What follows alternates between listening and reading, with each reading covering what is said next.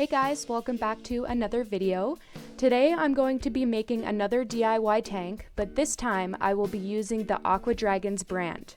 I have in the past bought one of their tanks, and unfortunately I didn't have good luck with it, but that was when I was just starting out, so I wanted to give them another shot.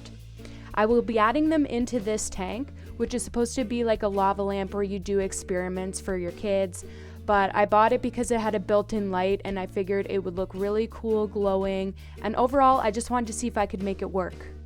I get asked a lot what the difference between aqua dragons and sea monkeys are, and basically aqua dragons are just pure brine shrimp, which have existed in nature for millions of years, and sea monkeys are their own hybrid breed created by Harold von Braunhut, and a marine biologist, and are basically their own species.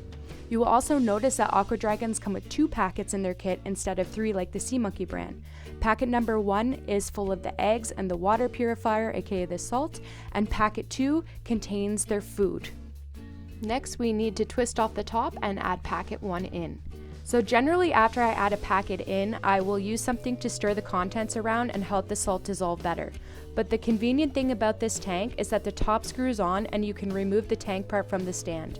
So this time I'm just going to shake it and mix it around a little bit. Another thing I want to mention is you will eventually need to add a hole to the top of the cover or leave it off most of the time so they can get oxygen.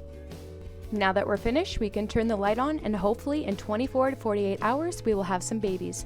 And keep in mind, it's best not to feed them until 5 days after adding them in. Stay tuned and I will update you in a couple of days.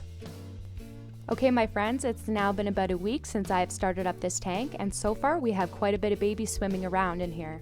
They got to have their first feed yesterday and they seem happy so far, but it's kind of hard to see from this angle, so I will include some close-up shots at the end of the video so you can get a better look at the babies we have created together.